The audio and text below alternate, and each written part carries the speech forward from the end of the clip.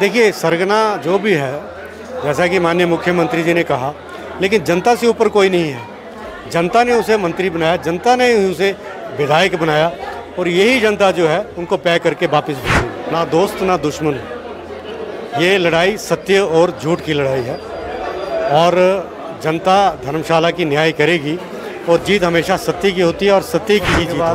Congress high command ने एक कार्यकर्ता के बीच में और एक आम आदमी को कांग्रेस का प्रत्याशी बनाया है, जिसके लिए मैं हाईकमान का धन्यवाद करना चाहूँगा। आप देख रहे होंगे कि यहाँ पे कार्यकर्ता कितने जोश में हैं। जोश का कारण है कि उनके बीच का एक भाई जो है उनका, उसको कांग्रेस पार्टी ने प्रत्याशी बनाया है। कांग्रेस पार्टी के जो कार्यकर्ता हैं, जिन्होंने 2012 में सुधीर शर्मा को, जब वो 12 में वहाँ से आए बैजनाथ से, तब भी इस संगठन ने उनको जितवा के भेजा। 2022 में भी उन्होंने जितवाया, लेकिन उनका रिजल्ट जो नहीं निकला। कार्यकर्ता भी आहत हुए, हिमाचल के लोग भी आहत हुए, धर्मशाला की जनता भी आहत हुई। Hello and welcome to the news radar. मेरा नाम शिवांशु है और 6 सीटों पर उपचुनाव होने हैं। 5 सीटों पर घोषित थे प्रत्याशी। एक सीट जो हॉट सीट बनी हुई है धर्मशाला, उस पर कयास जारी थे। बीती रात देवेंद्र जग्गी जी का, जो कि पूर्व मेयर हैं, मौजूदा में प्रत्याशी हैं कांग्रेस के, अब विधानसभा के, इसके साथ ही पार्षद हैं, उनका नाम आ गया है, घोषित हो चुके हैं। सबसे पहले सर, कैसा महसूस हो रहा है? बीते बार जब बात हुई थी तब आपने ये कहा था कि अगर मिलेगा तो लड़ेंगे, मिल गया है, क्या रणनीति है फिर? देखिए, बहुत वर्षों के बाद कांग्रेस हाईकमान ने एक कार्यकर्ता के बीच में और एक आम आदमी को कांग्रेस का प्रत्याशी बनाया है, जिसके लिए मैं हाईकमान का धन्यवाद करना चाहूँगा। आप देख रहे होंगे कि यहाँ पे कार्यकर्ता कितने जोश में हैं।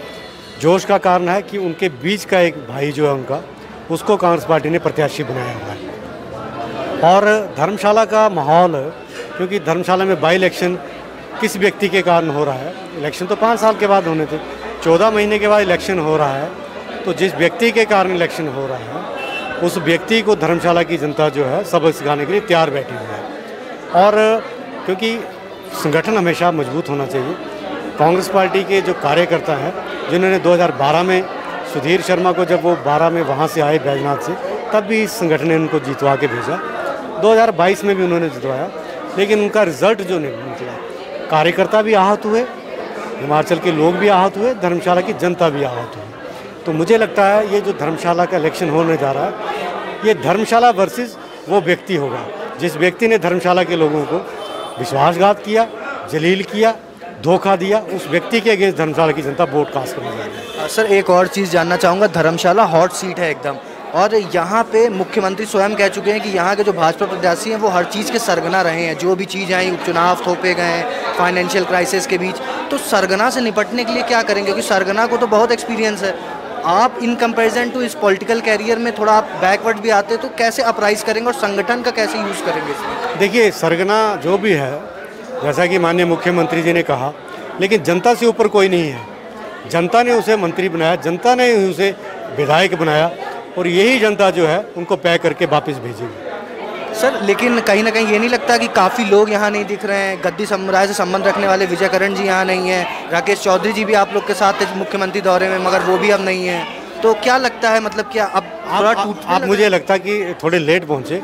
यहाँ पे मनोज जी जो प्रत्याशी थे वो भी थे, विजेंद्र करण जी भी यहाँ पे पहुँचे थे और सभी हम लोगों ने यहाँ बैठ के इकट्ठे यहाँ बैठे हम लोग।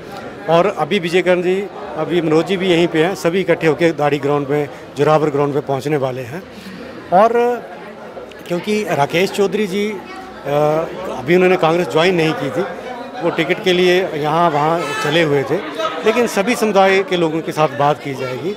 क्योंकि ये मैंने बार बार कह रहा हूँ कि ये इलेक्शन कुछ और इलेक्शन है, इसमें सभी समुदाय के लोग जो हैं वो उस व्यक्ति से आहत हुए हैं, तो सभी के साथ बैठ के बात की जाएगी और संगठित होकर इलेक्शन लड़ा जाएगा। सर, लेकिन कहीं ना कहीं ऐसा देखा जाता है कि जैसे प्रदेश में कांग्रेस की सरकार है, तो उपचुनावों में लोग ये चाहते हैं कि जिसकी प्रदेश में सरकार है उसी को जिताएं। तो मतलब यहाँ पे ऐसा क्या होने वाला है? क्योंकि एक पहलू झुका हुआ था। कल आपका नामांकन जब अनाउंस हुआ है, नॉमिनेशन, मतलब माफ़ करिएगा, नॉमिनेशन नाम अनाउंस हुआ है, उसके बाद ये तय हुआ है कि अब आप चुनाव लड़ेंगे। तो अब चीज़ों को उठा पाना कितना मुश्किल रहने वाला है? देखिए, चीज़ें कांग्रेस तो काम कर ही रही थी यहाँ पे, और जैसा कि आपने कहा कि सरकार यहाँ पे 3.5 वर्ष और धर्मशाला की जनता बहुत समझदार है। उन्हें पता है 3.5 वर्षों में सरकार से काम लेना है, विकास के काम लेने हैं। तो धर्मशाला की जनता मन बना चुकी है कि वो सरकार के साथ ही जाएगी। देखिए, 3.5 वर्ष और हैं, वो नहीं चाहेंगे कि हम लोग विपक्ष में बैठेंगे। सभी लोग सरकार के साथ जाने में, क्योंकि बहुत सारे कार्य यहाँ करने अभी बाकी हैं। तो मेरा ये मानना है कि धर्मशाला की जनता जो है वो सरकार के साथ ही जाएगी और उस मुख्यमंत्री को मजबूत करेगी जिस मुख्यमंत्री ने जनहित के कार्य किए हैं। चाहे वो ओपीएस बहाल की बात हो, चाहे महिलाओं को सम्मान निधि देने की बात हो, चाहे जो जिनके माता पिता बच्चों के नहीं थे उनको चिल्ड्रन ऑफ स्टेट का दर्जा देने की बात हो, चाहे किसानों की बात हो, चाहे मकानों की बात हो, जिन्हों पहले 1,30,000 दिए जाते थे, अब वो 7 लाख दिए जा रहे हैं उसके लिए। तो ये जो जनहित के कार्य हैं माननीय मुख्यमंत्री जी कर रहे हैं, तो लोग माननीय मुख्यमंत्री जी की कार्यशैली को देखते हुए उनको और मजबूती देंगे। सर अगर बात करें तो कल आपका नाम अनाउंस हुआ है, नॉमिनेशन कब तक फाइल करने वाले हैं? अभी सभी से चर्चा करेंगे और फिर जैसे सारे कहेंगे उस हिसाब से नॉमिनेशन फाइल करेंगे। सर क्या लगता है देख के अभी तक की जो रणनीति है, क्या रणनीति लेके चले? और अगर बात करें प्राथमिकता, क्योंकि कुछ मुद्दे हैं यहाँ के जैसे केंद्रीय विश्वविद्यालय और अन्य, और ये जो डस्टबिन फैसिलिटी वाला आईटी पार्क बहुत इंपॉर्टेंट मुद्दा है, तो इन पर प्राथमिकता रहेगी या कुछ और विषय जो आपके पास? बिल्कुल, सेंट्रल यूनिवर्सिटी की मैं बात कर रहा हूँ, उस पर होगी, आईटी पार्क की होगी, ढगवार में जो प्रोजेक्ट लगना उसकी बात होगी, और भी बहुत सारे समुदाय की अपनी अपनी डिमांड्स हैं।